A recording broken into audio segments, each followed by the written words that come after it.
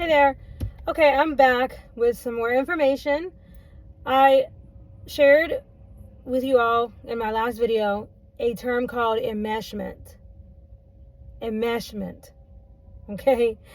And now I want to talk a little bit more about that. And I'm going to try to keep the videos to 15 minutes or less. I'll try. Okay, so basically I am looking on my phone again, and I just typed in enmeshment. Okay, I typed in enmeshment with a mother. Okay, and now the reason why I'm talking about this so much, I have 2 boys. Okay, but I have, seemed to have experience with mama's boys. I don't know why I seem to attract them, but not always. Definitely not always. But it has been something that I have stumbled across quite a bit, actually, on my love path, I guess you could say. I was definitely married to a mother's boy. My first husband who passed away, right? His name was Travis, and he was a good guy. He definitely loved his mother. And he had some trouble with this particular thing, and eventually he was able to work it out. It is something that can be worked out. In any case, I feel like the most important thing when it comes to this, if you're a mother's boy out there, if you're a mama's boy, or if you're dating a mama's boy, or if you're married to a mama's boy, okay? I feel your pain.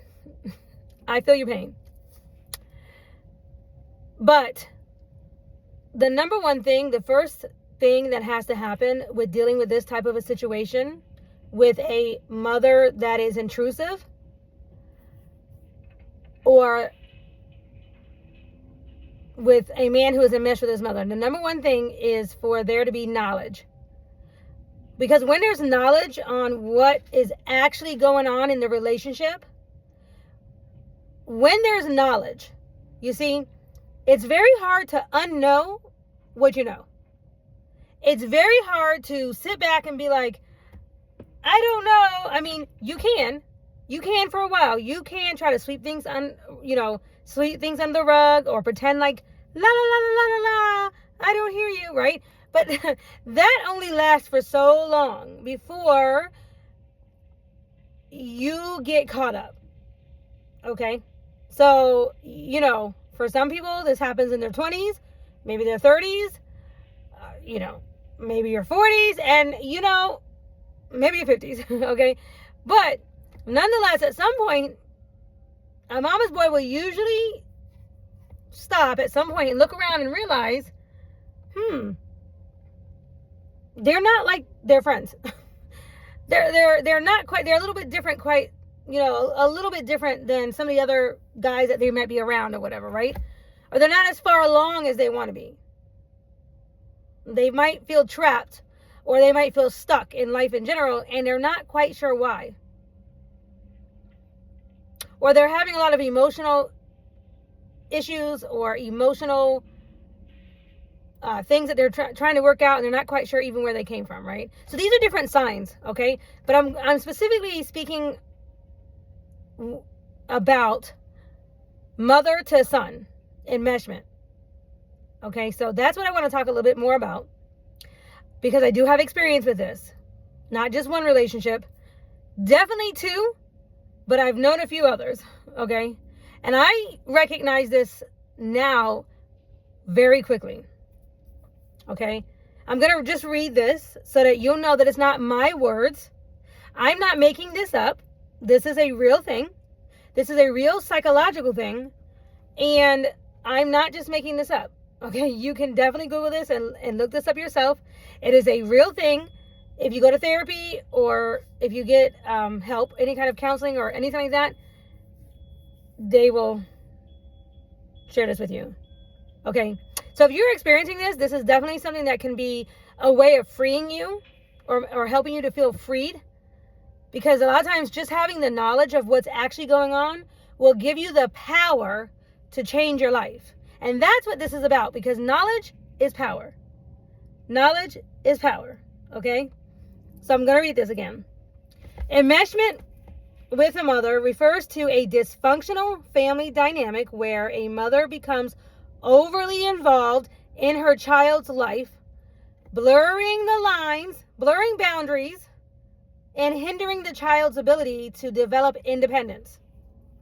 Often stemming from the mother's need to feel needed or a result of unresolved emotional issues within her own life.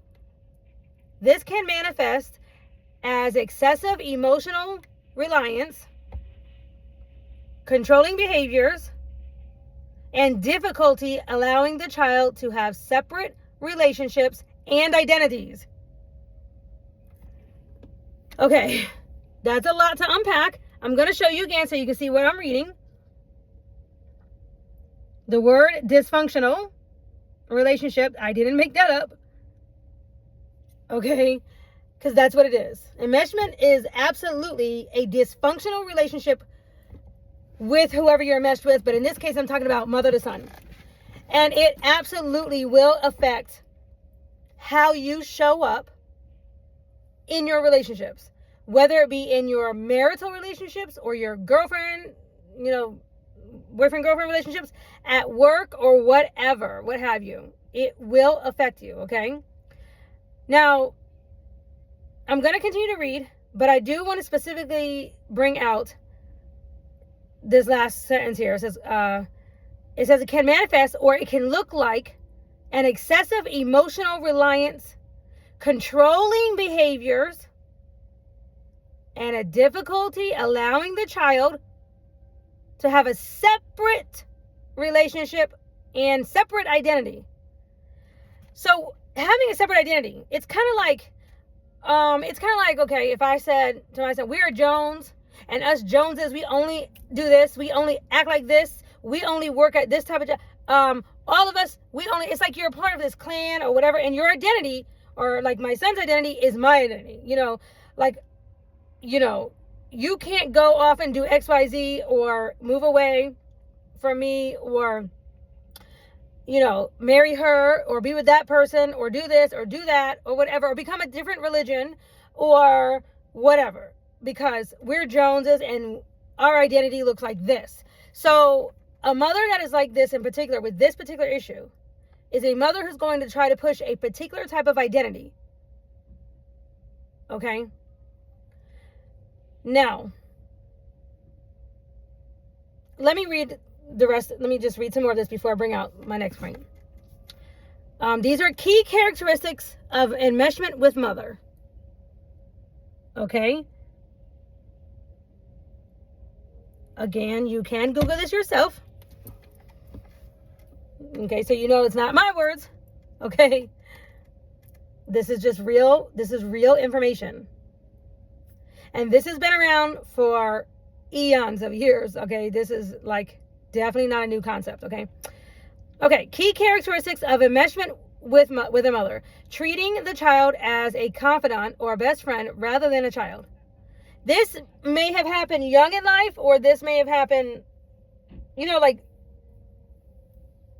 may be off and on with your mother or whatever, depending on how old you are and depending on where you're at in your relationship, right? But let's say when you were a child, okay, or when you were in the house, when you were growing up. A lot of this stuff happens as you're growing up and then will manifest in your adult life. So these may be things that you have noticed while you were being raised in the house with your mother. Okay? So treating the child as a confidant or best friend rather than a child. Intrusive behavior such as excessive phone calls, monitoring social media, or interfering in personal decisions. Okay, some of that is necessary depending on how old they are.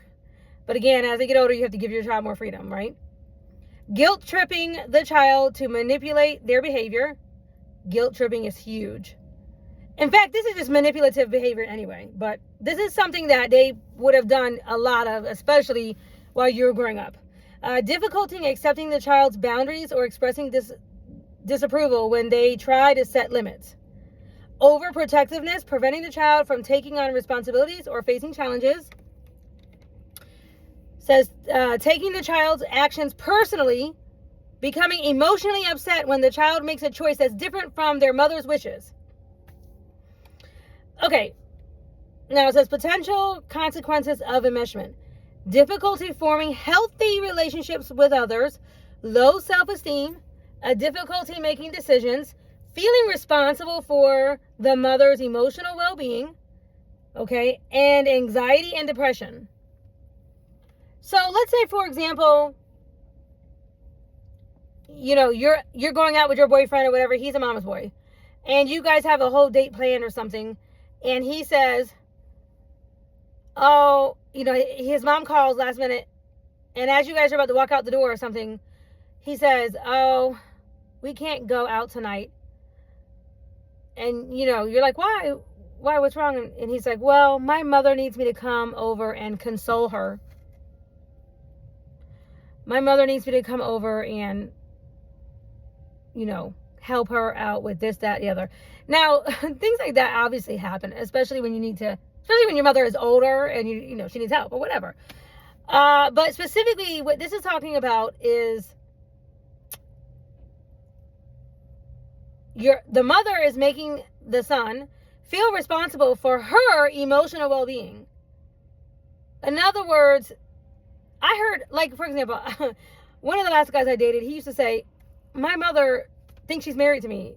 You know, she needs a husband. And yeah, she did. She does. I don't know. It's like they'll do things on purpose to try to abort whatever he has going on. Like, it's all about the motivation. Okay, because it's like, depending on the mother, depending on who she is or whatever, she may really need help. Okay, she may really need help with XYZ. But if her motivation is to, you know, cramp your style, to get you to go in another direction, or to do whatever it is she wants you to do to stay away from somebody else, or to do, or whatever, right? The motivation is to control you. The motivation is for her to have her way.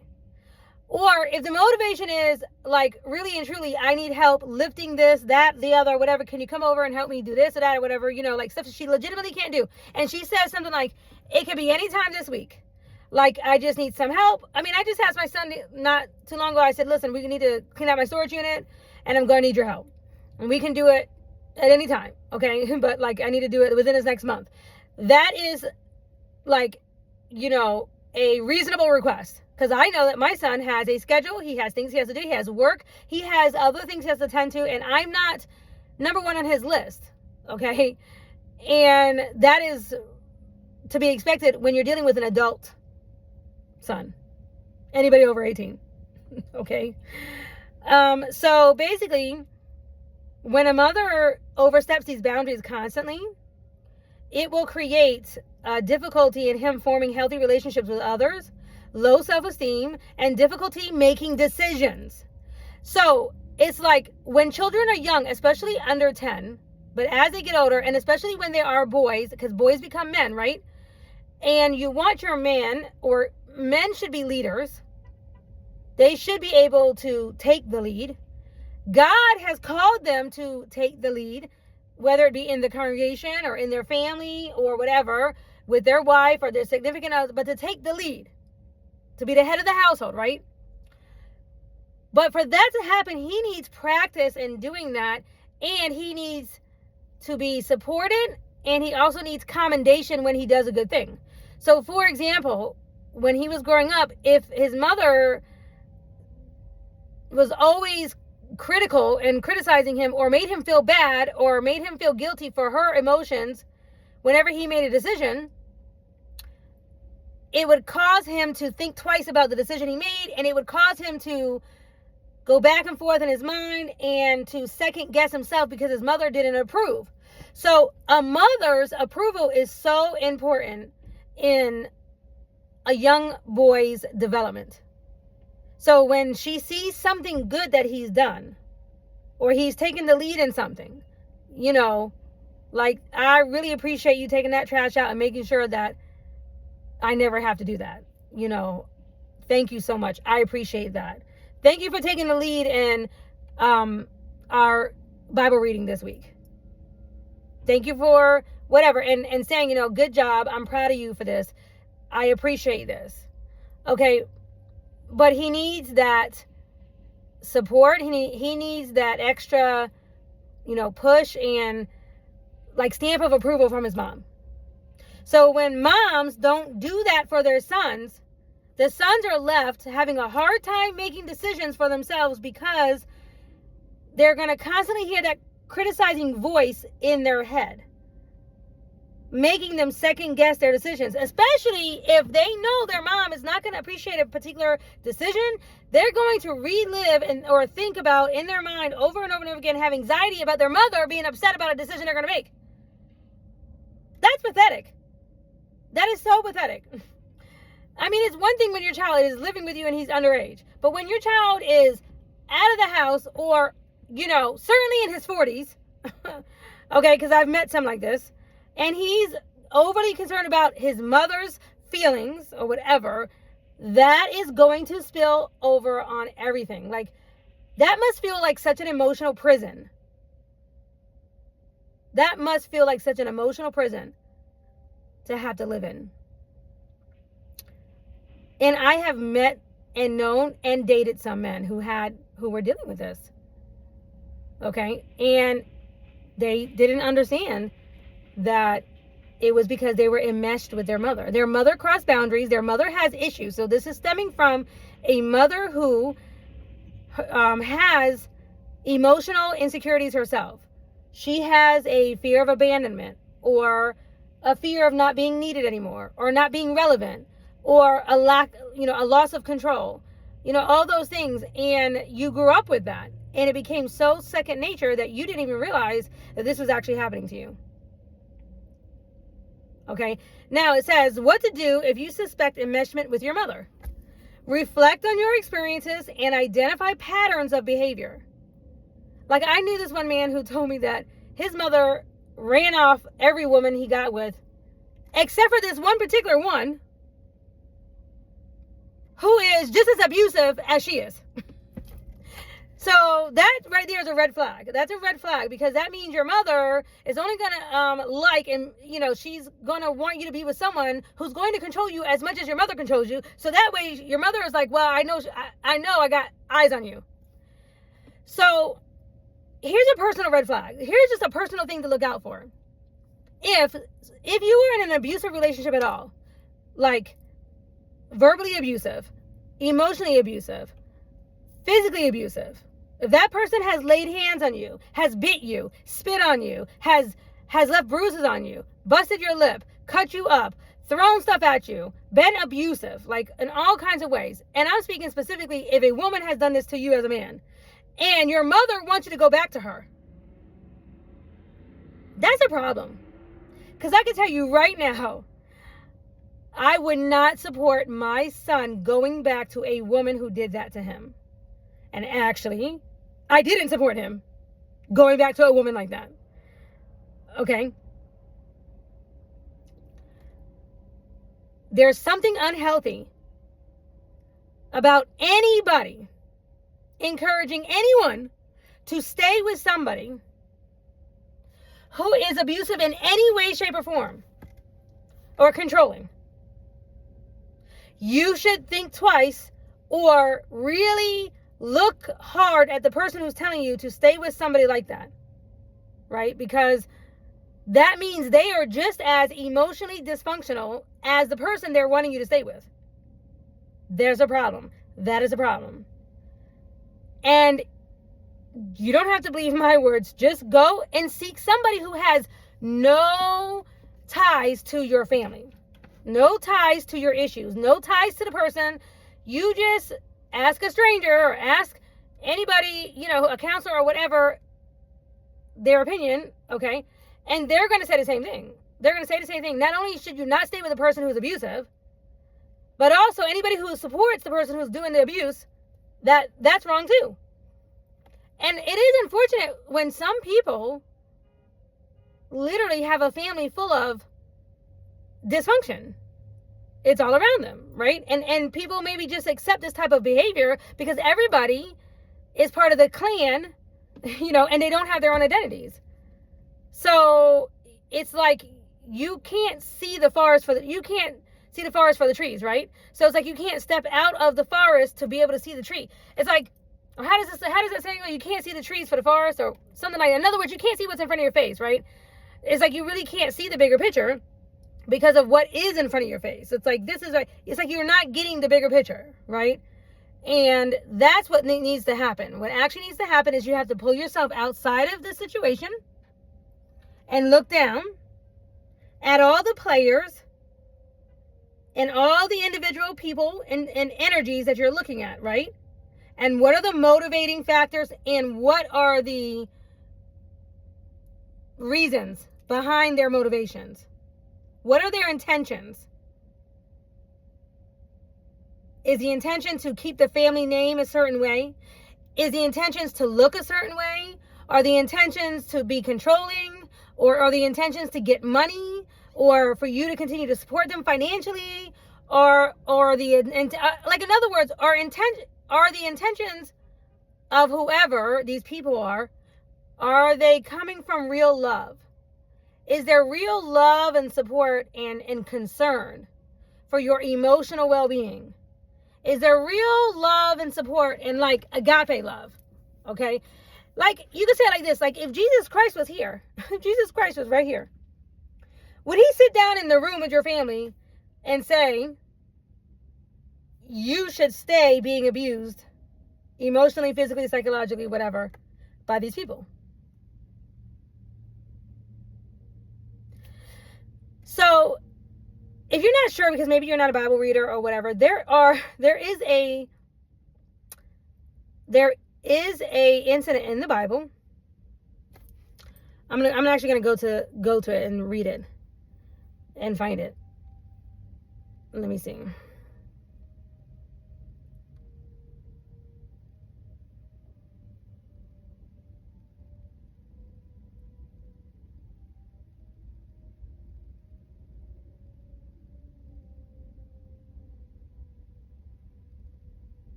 I'm in my airbag.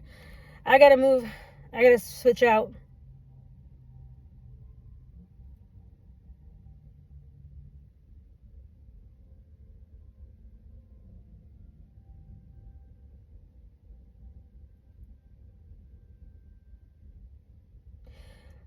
Okay. So there is in the Bible in 1 Samuel 25, and anyway, I guess all in 1 Samuel. You got to read the whole thing, but I'm going to read this. And I'm going to talk about, there is a person in the Bible, her name is Abigail. Okay, I'm reading it. I'm reading about her in my insight in the scriptures book here. Okay, and it says, I'm just going to read a little bit about this. A wife of David. So Abigail was a wife of King David. Originally, the wife of wealthy Nabal from Maon, a city on the edge of the wilderness of Judah, with the Dead Sea. Okay, she was good in her discretion and beautiful in form, while her first husband, whose name means senseless and stupid, was harsh and bad in his practices. Okay, so it says, following the prophet Samuel's death, David and his men moved into the area where the flocks of Abigail's husband were pastured.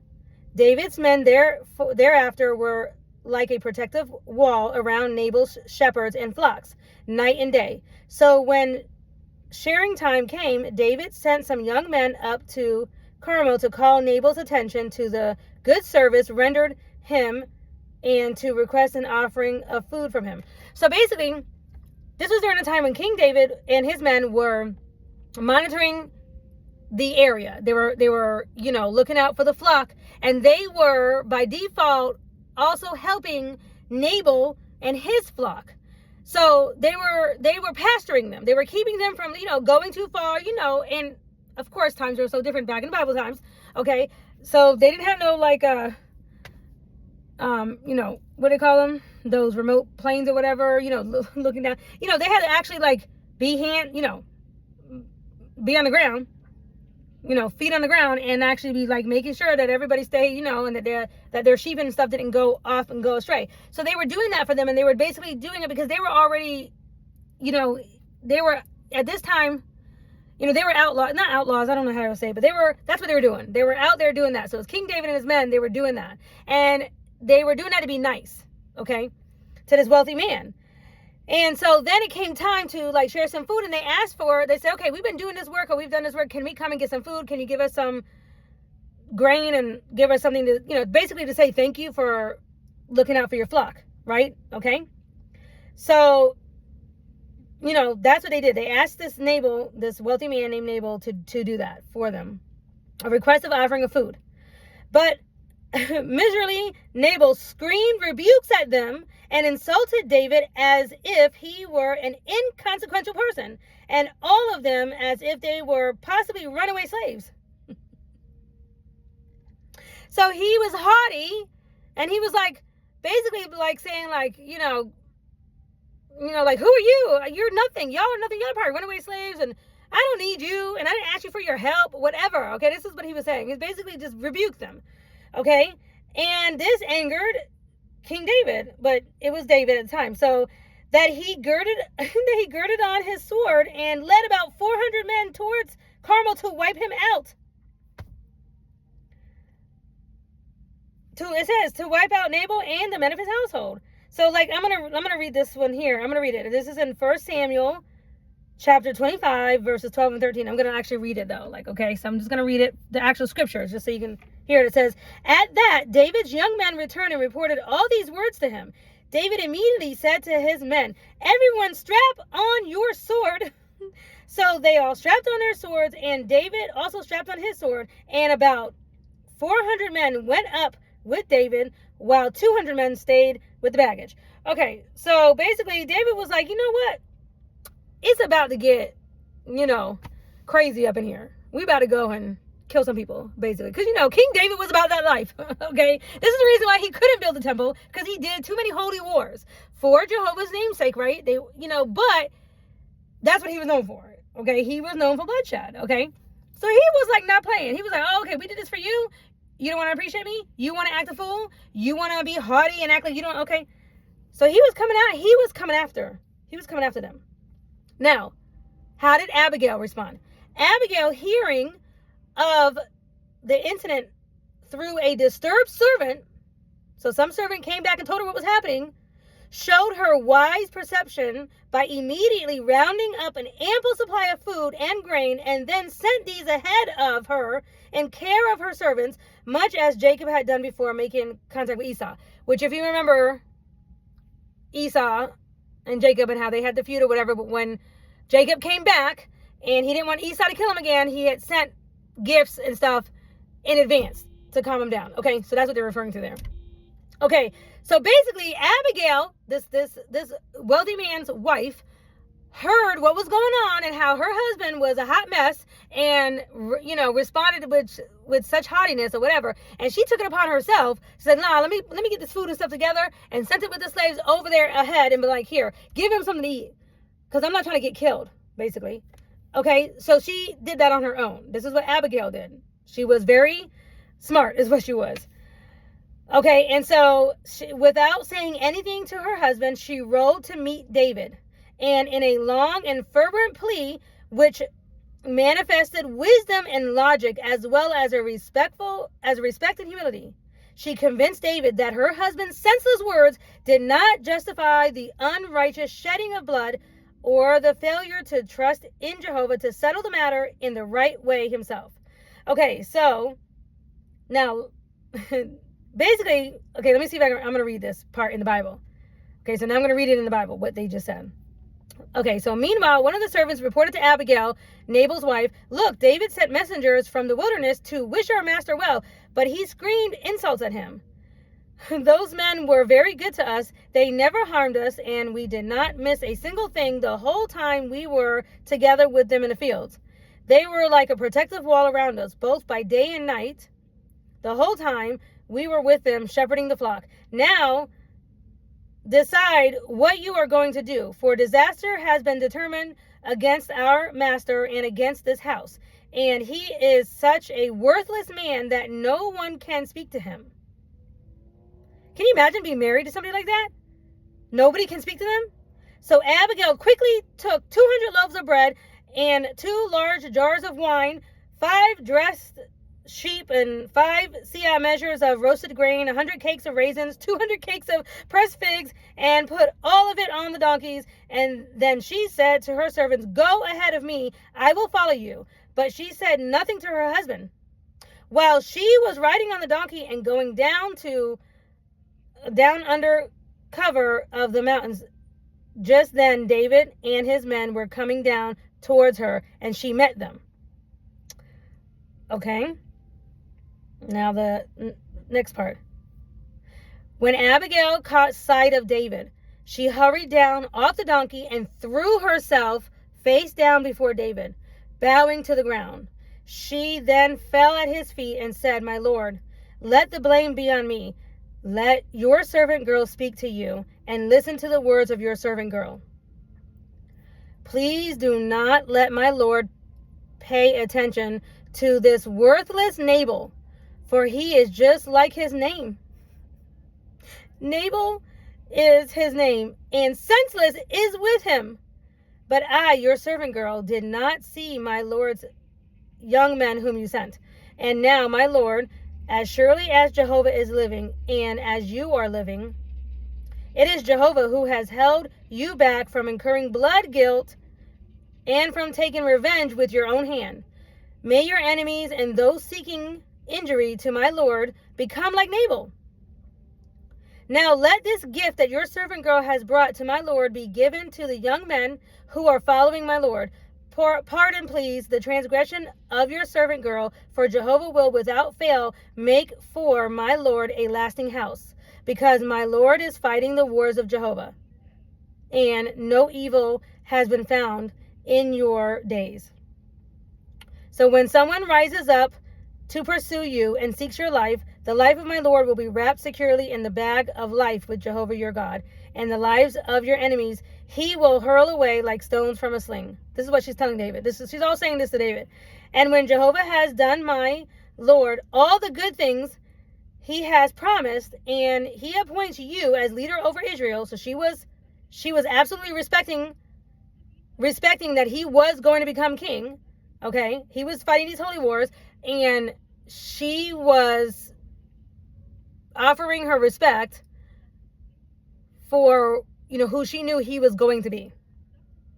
Okay, it says, you will have no remorse or regret in your heart for shedding blood without cause, and for letting the hand of my lord take revenge. When Jehovah confers good upon my lord, remember your servant girl. So what she was really essentially doing was basically saying to him, okay, David, I know you have the right to be upset, and I know you're fighting these holy wars, but you're going to be a king one day. You're going to be sitting back, and you're going to be thinking about everybody who you shed blood. And do you really want to shed blood on innocent people? Because I'm innocent. I got a stupid husband. He's dumb, but I'm innocent, and the rest of the household is innocent. So, you don't want to be blood guilty upon Jehovah, because Jehovah didn't tell you to kill us. Okay? She did it in a very respectful, loving, humble way, because the Bible says she bowed down and called him Lord. And she showed respect, right? She showed respect. So, basically, David thanked God for the woman's good sense and quick action. Okay, so let's see that part. It says, at this, David said to Abigail, praise Jehovah, the God of Israel, who sent you this day to meet me. And blessed be your good sense. May you be blessed for restraining me this day from incurring blood guilt and from taking revenge with my own hands. Otherwise, as surely as Jehovah, the God of Israel, who held me back from harming you, is living, if you had not come quickly to meet me, by morning there would have not remained a single male belonging to Nabal. With that, David accepted from her what she had brought him and said to her, go up in peace to your house. See, I have listened to you, and I will grant your request. So that was a smart woman. She was a very smart woman. She was clearly smarter than her husband. So returning home, Abigail waited for her husband to sober up from a drunken feast, because this man was known to be drunk all the time, and then informed him of her actions. Now his heart came to be dead inside of him, and he himself became as a stone. And after 10 days, Jehovah caused him to expire. When the news reached David, he sent a marriage proposal to Abigail, which she did not hesitate to accept. She shared David's affections along with this other woman. No, I can't. I know him. I don't know. I can't say that name. Whom David had previously taken as a wife. David's first wife, Michal, had already been given by her father. Back then, they had many wives. I don't know how to keep up with all that, but it was different back then. Anyway, the point is that when she came home, she told her husband, and the Bible actually says that, he was good for nothing. It actually says in the Bible that Jehovah stopped his heart. It says, let me see if I can find that part in here. This is in Samuel 25, 36 and 4. Abigail later went back to Nabal, who was feasting like a king in his own house. Little did he know she was about to marry a king. But anyway, Nabal was in a good mood and was as drunk as could be. And she did not tell him a single thing until the morning light. In the morning, when Nabal was sober, his wife told him these things, and his heart became like a dead man's, and he lay paralyzed like a stone. Woo! Can you imagine being in that prison? Jehovah said, before I kill you, before you die, you're going to know what's going on, and you're going to know how stupid you were. Basically, how ridiculous you acted. Okay? About 10 days later, Jehovah struck Nabal, and he died. Now, this is what the Bible says in 38, that Jehovah struck Nabal, and he died. When David heard that Nabal had died, he said, praise Jehovah. Let me send this woman a marriage proposal, because that's my kind of girl. That's my kind of chick. She is smart. She respects me. Okay, so Jehovah basically said, you know what, Abigail, you deserve a good man. You deserve somebody better. Okay, you're smart. Your head is not, or whatever, and he is good for nothing. Some scriptures say good for nothing, but stupid basically, and he was haughty. And Jehovah looked down at the situation and saw that he was a disrespect to her. He was not doing her justice in his role as the head, as his role as her husband. That he almost got her killed, or the whole family killed. Okay, Jehovah said, nah, this man, he passed judgment on him so fast, and just said, you know what, that's not good. I'm going to upgrade her. I'm about to upgrade her.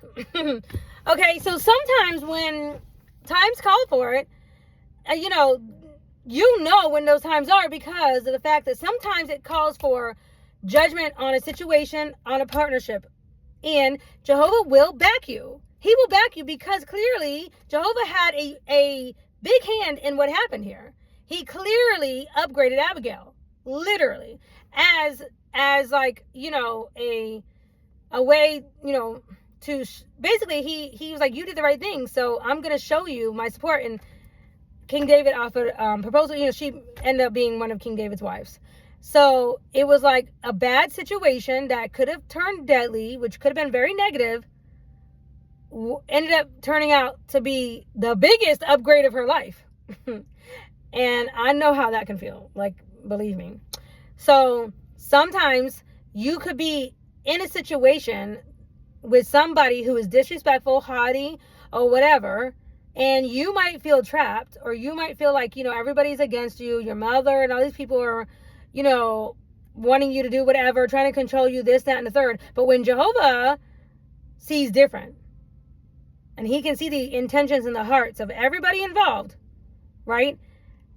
He will support you in making whatever moves you need to make. And he will support you, especially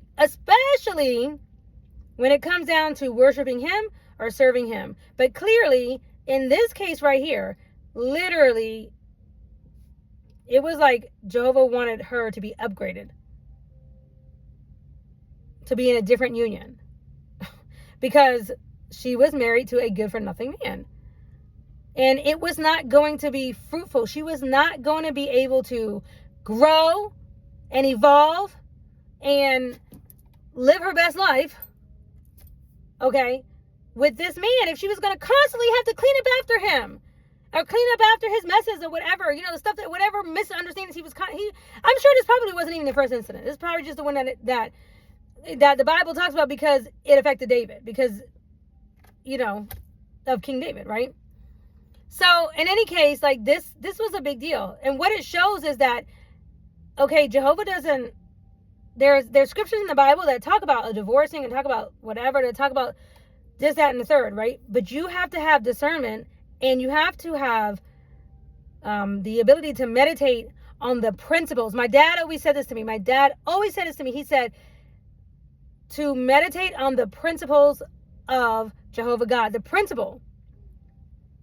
What was the principle? What was the main point? The point is that Jehovah doesn't want anybody living in turmoil or being in a situation that's going to be emotionally abusive or abusive in any way.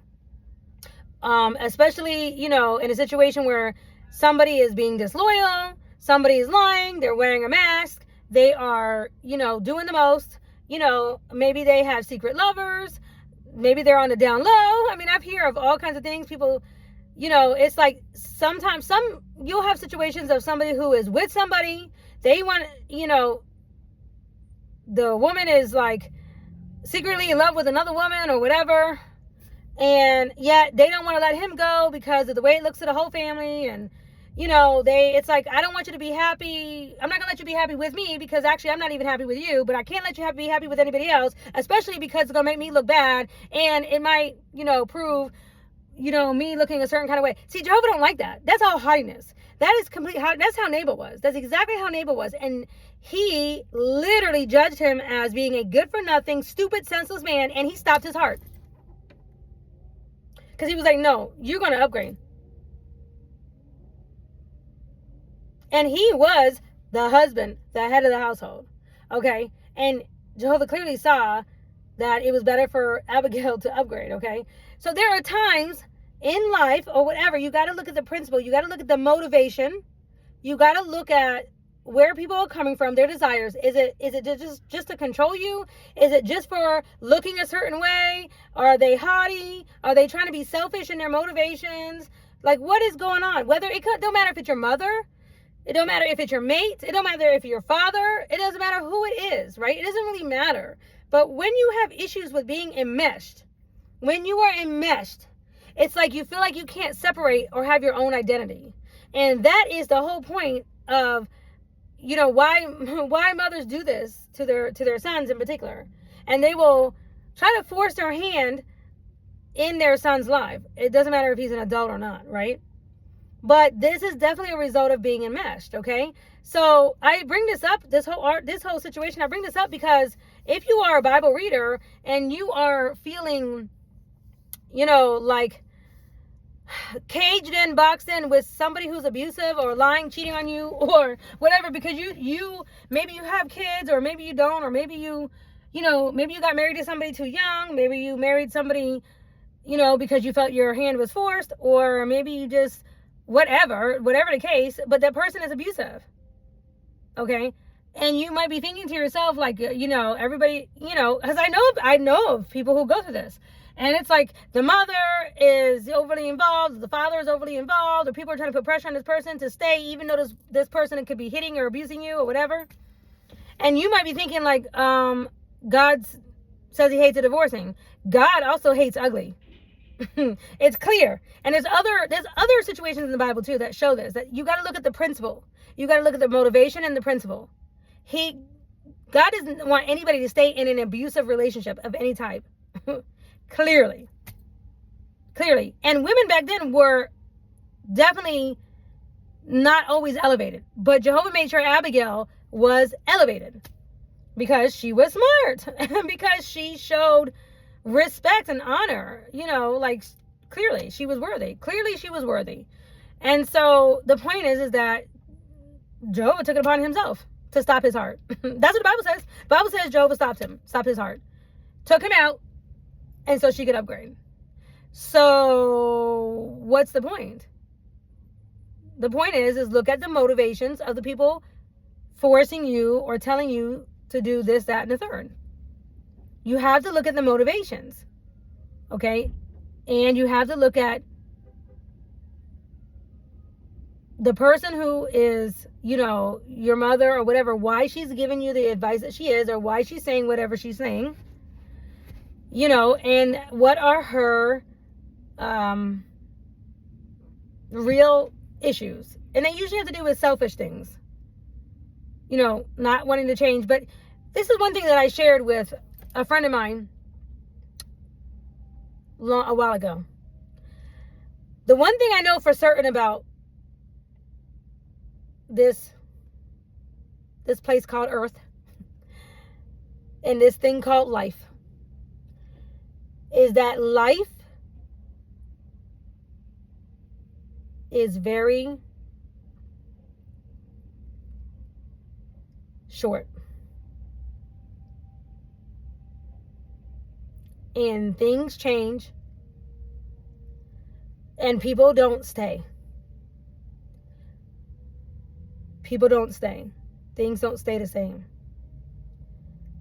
The more you fight change, the harder your life will be. Some people leave too soon.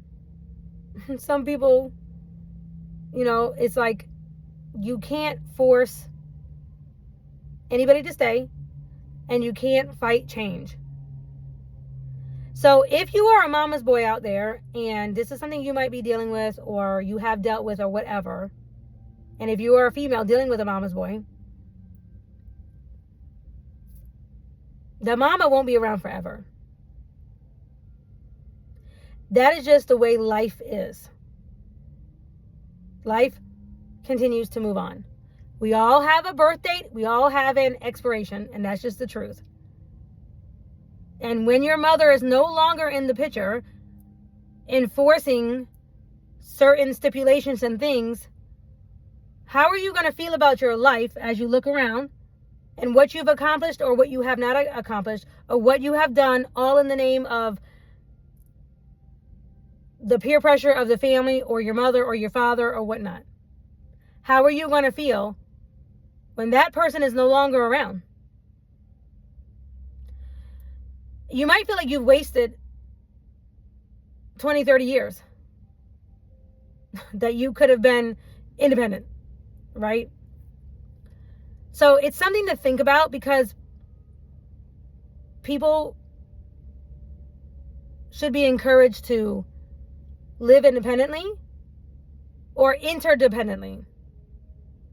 Like, interdependently is an equal exchange and equal reciprocity, give and take, an equal give and take. The whole point of God giving us free will, we don't have to worship him. We don't have to serve him. We could choose to serve Satan. We can choose to serve idols, deities, Satan, whatever. We can choose to worship our job, worship money. We can choose to worship anything and anybody, right? He gives us free will. He doesn't force that upon us. And that is the mark of true love, is when somebody shows you free will. When somebody says to you, look, you can do whatever you like. You can be here, there, whatever. I'm going to support you and love you along your path, whatever that looks like. That is a good mother. A mother who is emotionally stable, and a mother who isn't wrapped up in her son needing her, or wrapped up in needing her son for all kinds of reasons, right? That is a mark of not only emotional stability, but really agape love. It's really agape love.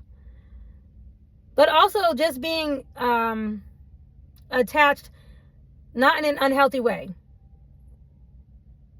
It's not dysfunctional. You can't try to force anybody's hand. Okay? And you can't live your life for others. You just can't do it. It doesn't work. It's not good enough. It doesn't work in the long run. It doesn't work. In the long run, all you have when you try to live your life for your mother or for others in the family or whatever the case, okay, the only thing you're left with at the end of that is regret. That is the only thing you're left with is regret, you know. So if you're a man out there who is a mama's boy, I'm going to encourage you to look down deep within inside of yourself, to reflect on some of these things. Reflect about being enmeshed and how this maybe got started or whatever, right? And reflect on how you want to show up in the world. Do you want to show up as a leader? And do you want to show up as being a good head to whoever, whatever household you have or whoever? How do you want to show up in life? How do you want to be? Are you full of regret right now? And if you are full of regrets, what are you going to do to change it?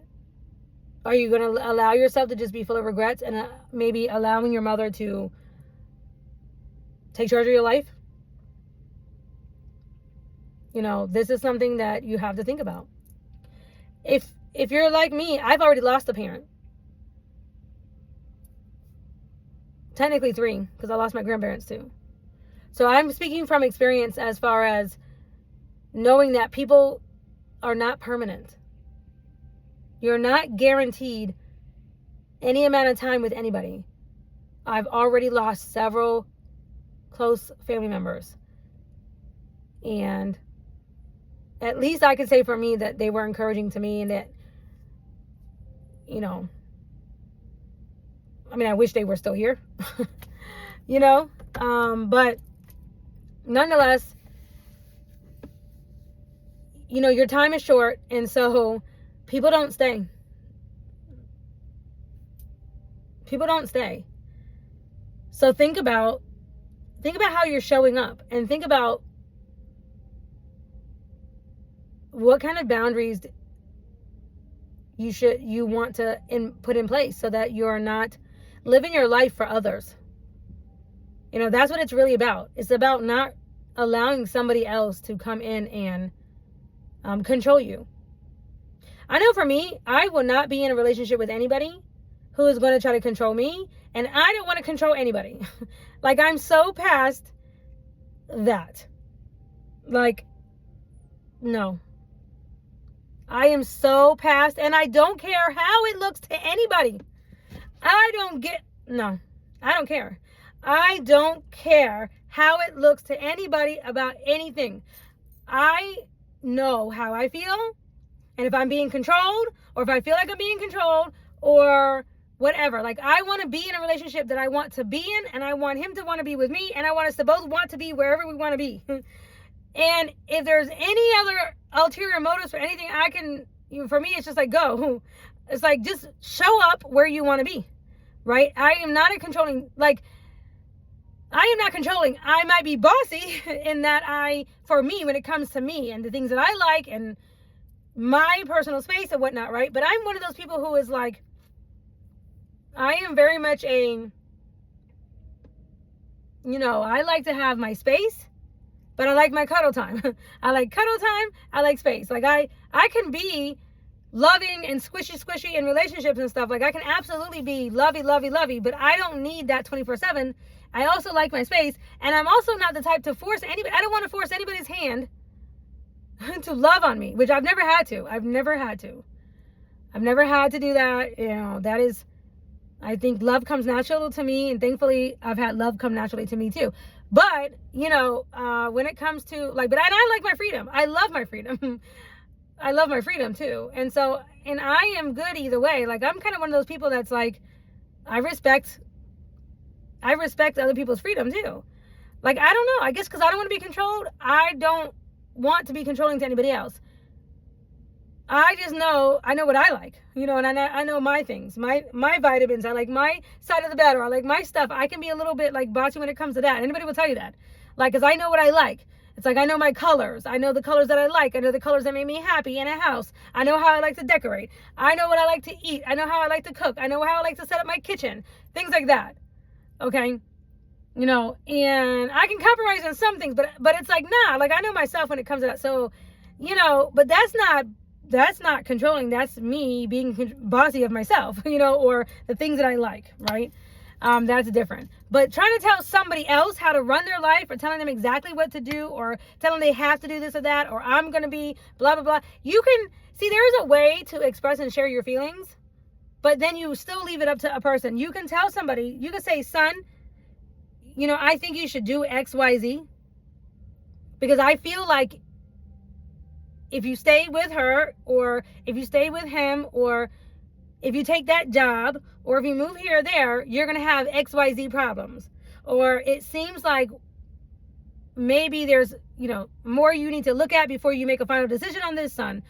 I would prefer you to live near me because I love my family. I want my family nearby. I would love to be able to see you at least once a week. I will miss you. I don't want you to, move, across the nation or whatever, across the United States or whatever, and I never get to see you or something like that. I will miss you, but I want you to know that I love you and I'm here for you, and we're just going to have to FaceTime more, or whatever the case, whatever it is you're going through, right? In other words, there's a way to express your feelings, but you still give that person the chance. So you can say how you feel, but you give them without guilt tripping and like, oh, if you leave, I'm going to die. I'm going to melt. I'm never going to see my family. Oh, if you leave and take my grandkids, I'm never going to see them. I'm never going to get to spend time with them. I'm going to just, die. You're going to be the cause and the ruin of me. You know how grandmothers love to do guilt trip. Not my family. I'm just saying I hear this from some of these other people, these other friends of mine and stuff, the stuff that they go through. And I'm just like, that is so classic controlling, guilt tripping, enmeshment, and just classic dysfunction. It's such classic dysfunction. And I guess, because I wasn't raised like that, I don't like it. You know what I mean? So like, I'm just not going to mix words about what I see. I'm not going to mix words about it. And I stand on business. And if I get out of line or I get out of place or whatever, I am first person to be like, yeah, you're right. Oh my God, or whatever. I didn't mean to come off that way or whatever. I apologize. I didn't mean to, because I can definitely be very, dramatic in my communication. And so I have to always watch my tone and things like that too. But I'm quick to apologize. I'll be quick to apologize, because I know what my intentions are. I know what my motivations are. And they're not selfish. They're always looking out, like I'm always like looking out for the other person, like whatever's really best for them, right? Anyway, so I hope this kind of makes sense or is helping you to reflect. Let me see. I think I read this already, but I'm going to read this one more time. It says, what to do if you suspect enmeshment with your mother. Reflect on your experiences and identify patterns of behavior. Communicate openly and honestly with your mother about your needs for healthy boundaries. Seek individual therapy to develop coping mechanisms and self-esteem. Consider family therapy to address dynamic issues within the unit. Now, it says seeking therapy to develop coping mechanisms and self-esteem. Likely, if you are enmeshed with a mother, you don't have any coping skills. And what do I mean by that? A classic one that I see, and I've seen plenty of times, a person who has no coping skills will literally just leave in the middle of a fight. Like if they feel like you're fighting or they feel like you're arguing, they will back up and leave. They cannot cope with any type of conflict. They can't cope with any type of, arguments. They would just shut down and not communicate. Okay, or worse, they get angry and they'll go out and lash out and maybe, get physical or whatever. Those are not coping skills. Neither one of those two things are coping skills, right? Excuse me. Excuse me.